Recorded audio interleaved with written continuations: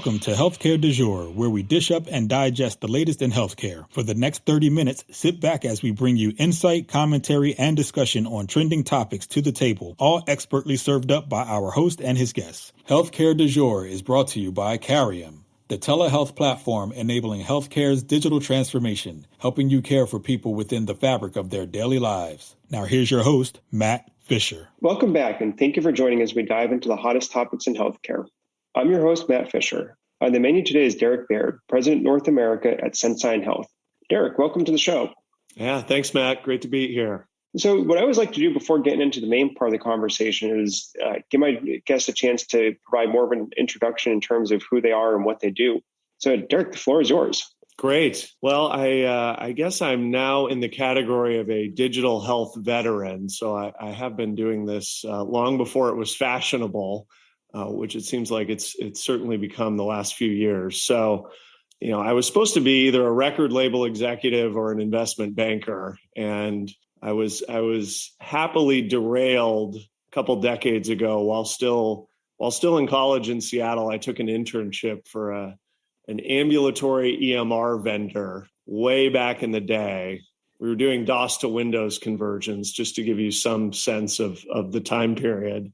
And it was a spring quarter internship senior year, which I took reluctantly, but I needed the money. And about 3 weeks into that internship, I realized I was hooked on what at the time we called healthcare IT. So graduated on a Saturday, went to work for that same company on a Monday, and have spent the last almost 2 decades now leading product, marketing, sales, client success, or some combination thereof within fast-growing digital health companies. And given the growth trends in digital health versus the music industry, I think I made the right call. And it's been a lot of fun. It's never been boring. It's a lot of the same challenges, but a lot of new challenges year over year. And it was that journey that led me to joining Sensyne late last year to build out the U.S. operation and build on the success that we've had in the U.K. And that has been also quite challenging, stimulating, and a lot of fun as well. So those three things seem to be the common characteristics and trends across what has quickly ended up being a pretty long career in healthcare technology. Yeah, kind of interesting, the background. If you're in Seattle, at least there was some chance of getting into music. As I recall, visiting, I think some rock-focused museum one of the last times I was up that way. Yeah, Experience Music Project, EMP. It's a fantastic museum.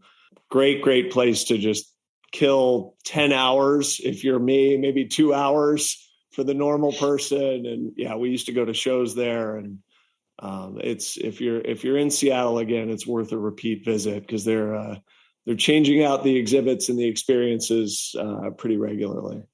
Very interesting. Yeah. So although now kind of turning to your current focus, I think at Sensyne you're focused pretty much mostly on medical research, right? That's right.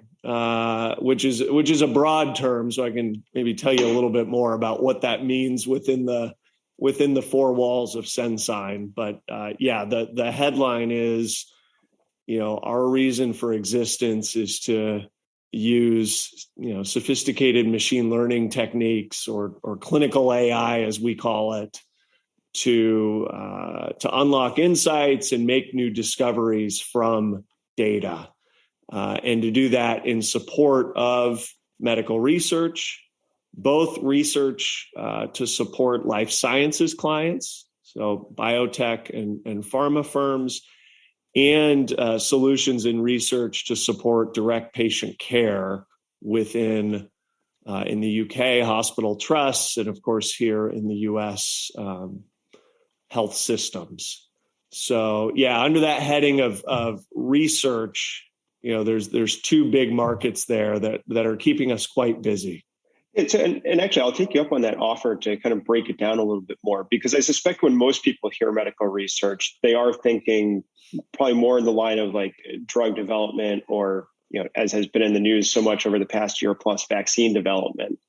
So kind of having you be able to give a little bit more of a level set on the two primary areas that you just described would definitely be very helpful. Yeah, happy to. So maybe I'll go in order. So starting with the life sciences research, the work there is really to help improve, de-risk, and accelerate the drug development process. So these are, our work with our pharma clients is to support promising medicines that are in development and are typically, starting to work into or already into, stage 2, stage 3 clinical trials. And that's often a really expensive and bogged down part of as they call it, their clinical development process. And what the industry has learned in recent years, and we're finally in a position where we can deliver on this promise, is that if you look at what's called real world data, so what's happening today at the bedside or in the exam room, understanding what therapeutics are being used, what's the current standard of care, what does clinical trajectory look like for a certain cohort of patients, understanding the real world data and then turning that into real world evidence can be really, really helpful and accretive to the clinical development process, meaning it can de-risk it and speed it up because you're designing the right studies, you're targeting the right patients, and you're avoiding some of the detours or U-turns that often occur when these companies are trying to bring drugs to market. And real world data can help this process. It's never going to be a perfectly straight highway or interstate, but it can help reduce some of the twists and turns and help these therapeutics get to market, faster and with the right level of rigor. So it's a very, very, it's new, but it's a lot of possibilities, a lot of work to be done. And if we do it right, it can really benefit a lot of people worldwide. And then similarly on the healthcare side, now that health systems have adopted electronic medical records, now that they're storing information in a more structured, consistent, codified way. And that's, of course, been the rush of activity over the last decade or so. Now you're in a position where you can actually do sophisticated machine learning on the data. So our work there is to help provider organizations. Again, in the UK, we started with hospital trusts like Oxford University Hospital, Chelsea Westminster. If you take those data sets plus the 30 plus PhDs that we have who love doing machine learning and data science work, you can make a lot of new discoveries within the data that have an impact on how you treat patients. And again, it's early days. I think AI has been plagued by a bit too much hype and early promise. But it's not all hype. There is reality there. It just requires a lot of attention to detail and grinding on the last mile of this work. And that's what we're committed to do because that's the only way to get it right. I like that description of the machine learning aspect. It's I very much agree with you that there has been too much hype and too much discussion around kind of fantastical uses of it, as opposed to looking more at the kind of on the ground, benefit that it can and is providing. Yeah. I won't. I won't pick on anyone explicitly, but it's one thing to throw AI at a game show. It's another to apply it to messy, unpredictable, diverse, longitudinal clinical data and try and make sense of that. Yeah, no, I think fair enough. And I think my mind was going to the same place, especially because I think some of those bigger, splashier ones that were driving all the headlines a couple of years ago now seem to be either already folding or have folded over the past year or so. But what I'd like to do is kind of dive into the two different areas. And I'm just going to pick the healthcare side first. And, kind of, as you said, using that new wealth of data that's been, I'm not going to say newly created, but probably newly enabled for access and easy manipulation because of the adoption of EMRs. With that, application of data science that you were talking about, do you see that helping to fuel the transition into value-based care models, or kind of where do you see the benefits going? Yeah, I hope so. I mean, that transition could use all the fuel it can get because we're not going fast enough. So maybe I'll use an example here. Recently we announced a partnership with Sentara Healthcare, which is a 12 hospital health system and a sizable health plan, provider sponsored health plan, in Virginia. And we're doing work with them in both of these categories. But on the healthcare side, we're digging in with their physicians, their IT leaders, and others on predictive models for chronic kidney disease and congestive heart failure. If you look at chronic kidney disease, I mean, there's several complicating factors here. One is most patients with CKD don't know they have it. It's not on the problem list. It's not immediately obvious, even to engaged physicians who are paying attention, that disease has begun its progression. So data can help, and so new commercial grade machine learning techniques can help with the identification of some of those patients with latent CKD who don't know that it's emerging.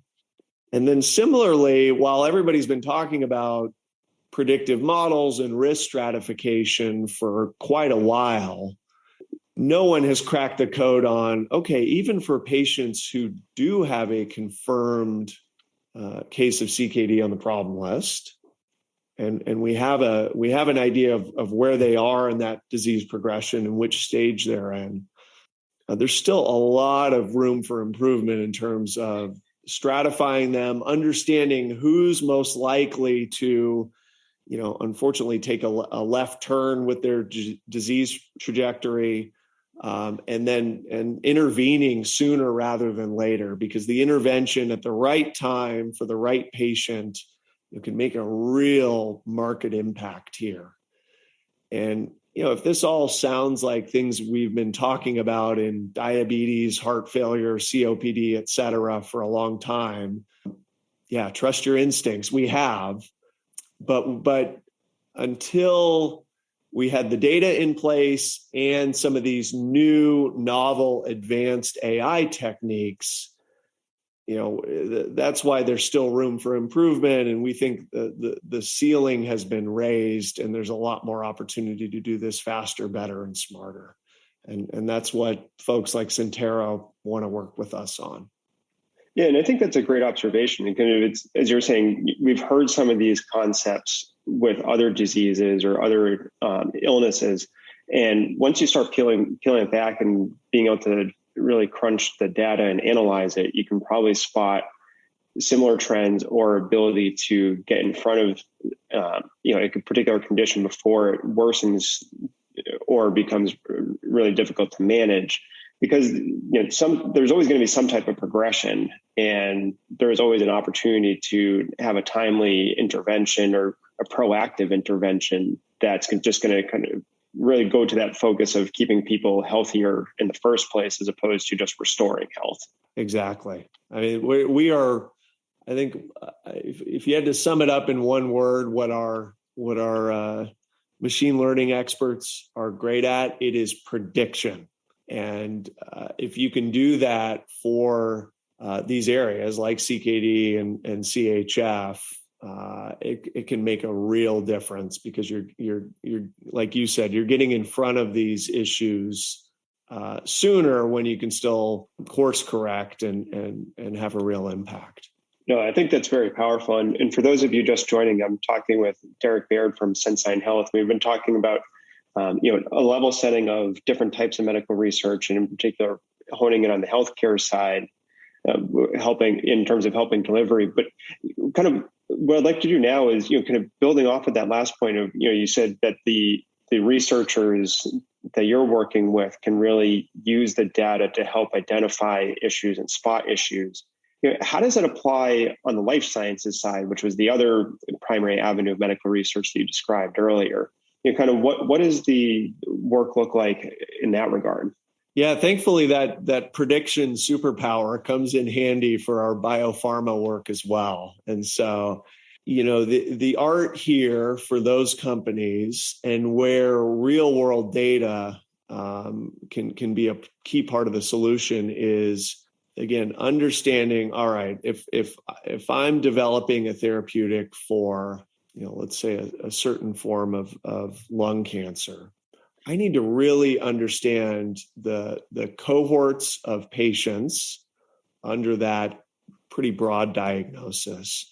I need to understand sub-cohorts, meaning I really need to get down to a level where I'm able to study how this disease progresses and evolves for patients with shared characteristics.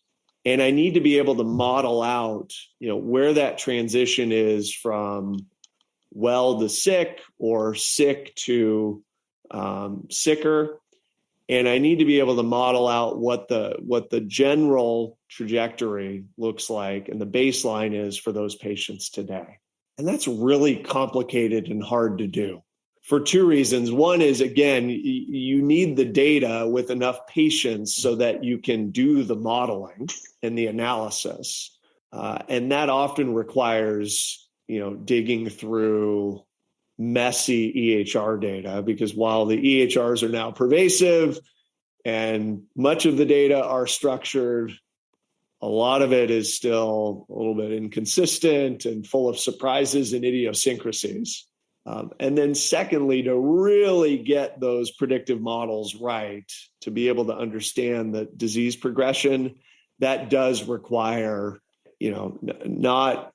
not the approaches we used in 2010 or even 2015 or even 2018. It does require, the most novel, cutting edge AI tools and techniques. And so that's where this, again, like a lot of things in healthcare technology, that's where success hinges on some really complicated, detailed, specific areas where you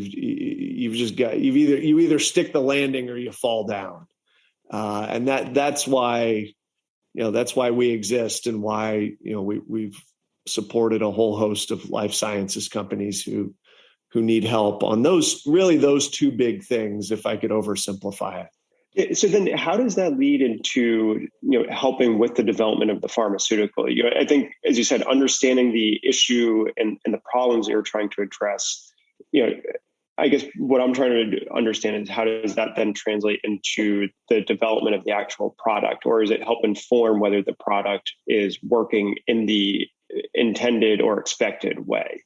Yeah, it's both. I mean, the second part of that question, spot on, right? So you obviously, if you're looking to bring a new medicine to market, you've got to understand what benefit it'll provide against the current standard of care or current baseline, and then you've got to have a great understanding of for whom it will provide the most benefit, and that's where these cohorts come into play, because you want to target and design your process around the patients who can really benefit from this new therapeutic.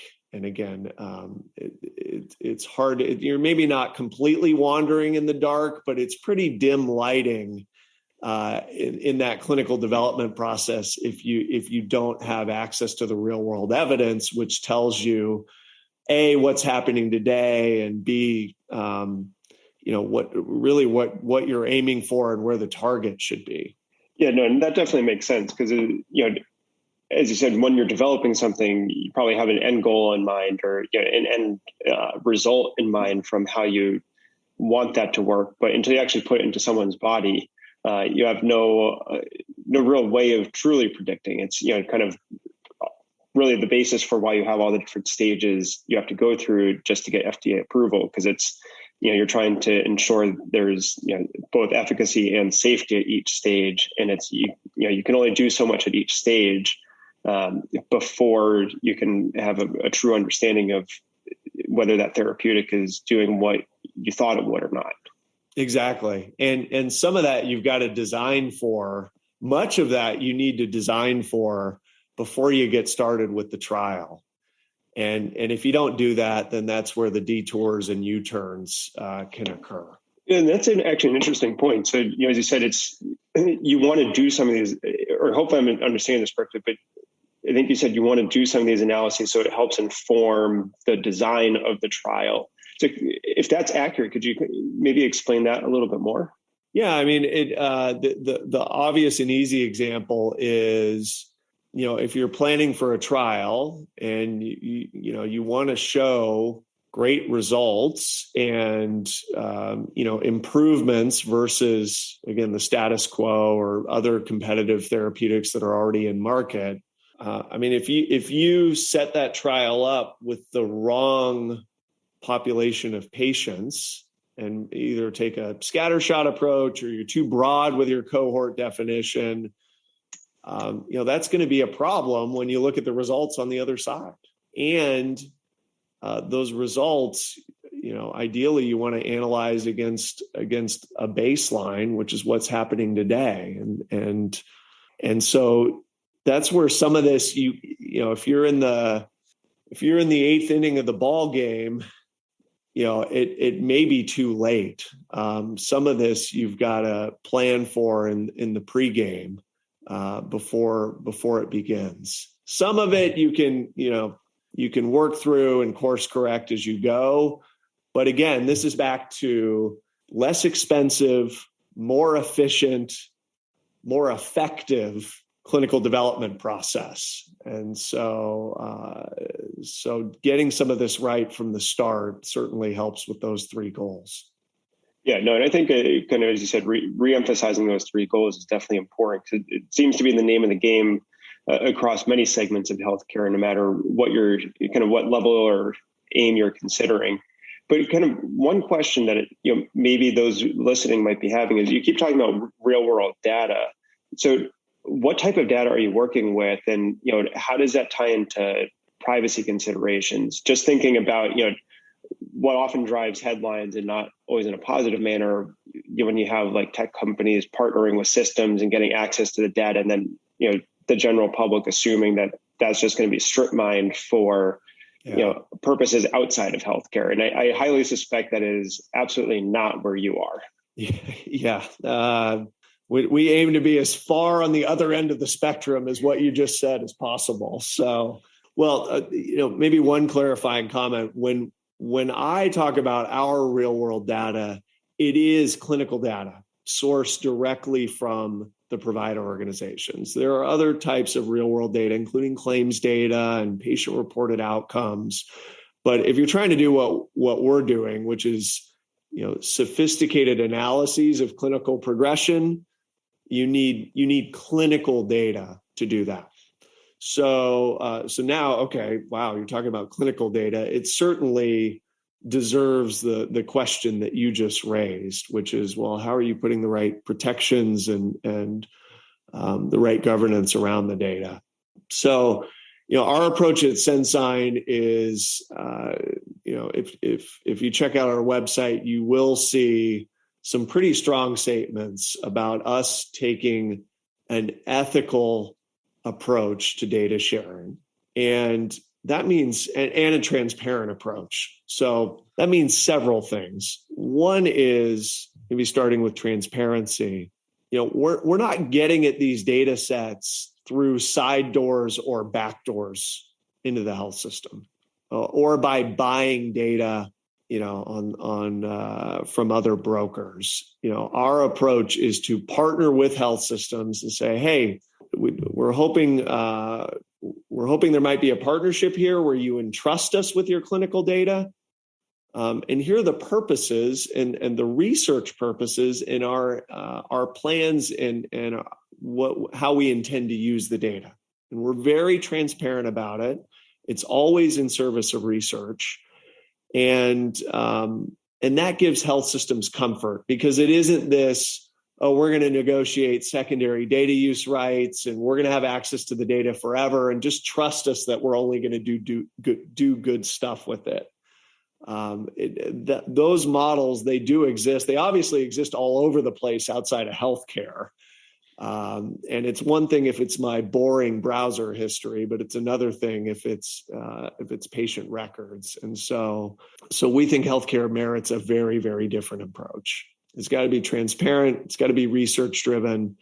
And then for the health systems, and there's now more than a dozen in the UK and US who have entrusted us with clinical data, we still give them optionality in terms of how the data are used. Okay, so it's only for explicit research purposes. And if for some reason the health system doesn't want to be part of that research project, that's fine. The second part of this around the ethical approach is not just the transparency and not just grounding everything in research that we think can benefit health systems, life sciences companies, and patients. But you've also got to set this up in a way where you could meet the bare minimum of the HIPAA requirements, or you can go above and beyond.